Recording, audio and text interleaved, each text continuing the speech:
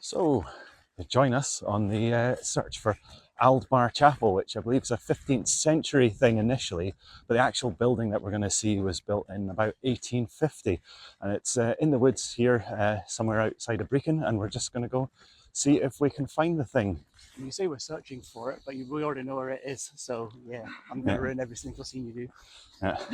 Okay, we're going to go and I haven't been here before. we're going to take Shemaine to something she's not seen before, but we've done loads of times, and we're just pretending that we've not done it because that's what you've got to do in videos. Influencers, yay! Well, there's a big JCB here. Hope that means they haven't demolished the chapel. We're getting a glimpse of the chapel through all the foliage. Ah, here it is in all its grandeur. I got this lovely bridge here.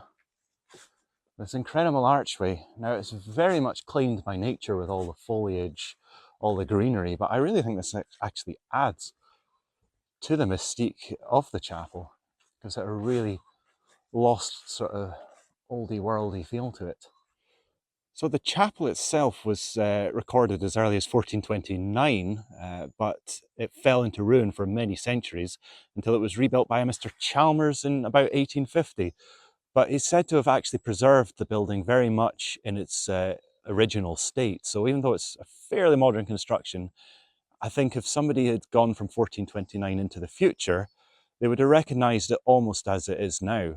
That's how good of a job they did preserving it. Now, there was also meant to be two sculptured stones here, presumably dating from way back, maybe into the Pictish times. One of them is now, I think, in Brecon Cathedral. I'm not really sure where the other one is, unfortunately, but I don't think there's any evidence of these sculptured stones here at the site.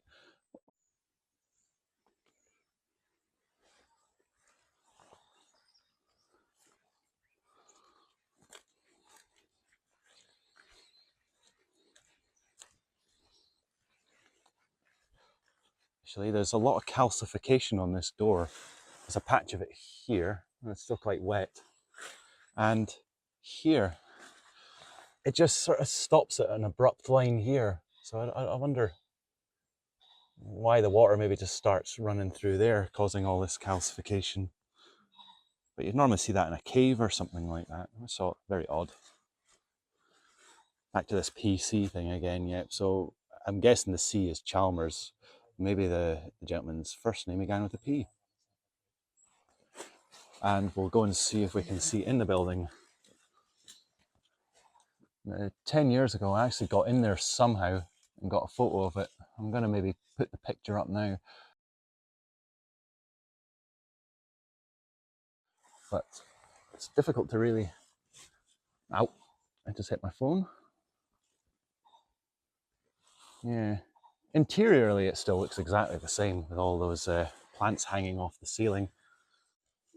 There's a big crest up there with a fleur-de-lis, which is really cool. And you've got some really nice windows on this side of the room.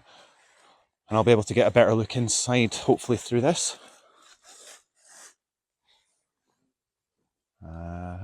There we go. There's the old beams on the ground. I don't know if they were on the ground last time. Less of a reason than ever to go in now. But you'll see the roof still has some beams intact. So it looks like there's some kind of inscription here on the stonework. I can make out what looks like a small S and perhaps a T.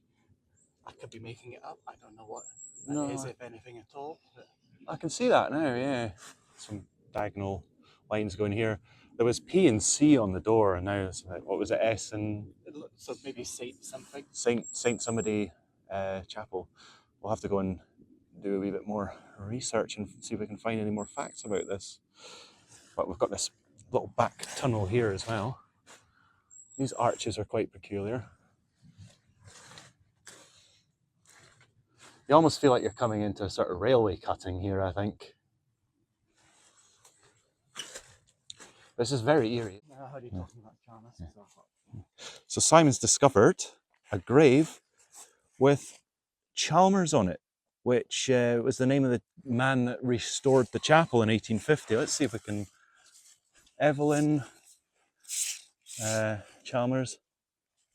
1st of June 1940. So I'm wondering if this was a relative of that very Chalmers that redesigned the chapel.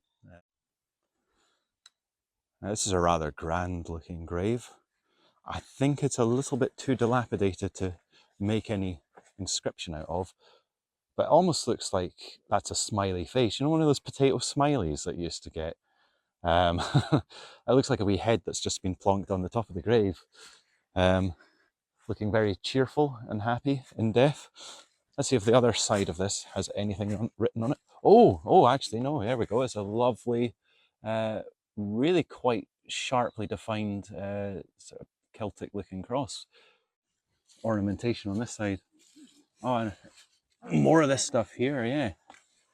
So the front of this grave is completely claimed by nature, but the back, you're getting a lot of this design on it, which I think is really cool. Got another nice Pictish cross style gravestone here as well. Let's see if we can make out any of the lettering on it. Mark. That's all I can make out there. So, R.I.P. Mark. Well, that concludes our little adventure around Aldbar Chapel. Now, what are you thinking of giving it on the rating? Yeah, I think a silver. It's very beautiful, especially at this time of year with the colours. And the architecture, whilst a little bit dilapidated, is still mostly intact there, and it's absolutely gorgeous. I'd love to see inside, but it looks a little bit dangerous for clambering in. But no, definitely a silver, worth coming to. I'm gonna go gold actually, which maybe it's high for such a small thing, but I think this place is just, it has a really magical lost world feel to it. I've got a lot of nostalgia for this place because I've been here before and was able to get in, and it is really just quite a magical, almost sort of fairy-like quality to it. There's not like a whole lot of history, but there is a little bit, and the graves have got lovely carvings on them. And yeah, I think this arch that we're filming through right now is really gorgeous. special as well. So I'm going to give it a gold just because Nice. I get a good feeling from it. It's an amazing location, so yep, thumbs up from me. I guess I'll give it a silver. Nice. So we're going to go silver on average, but with a little taint of gold through it.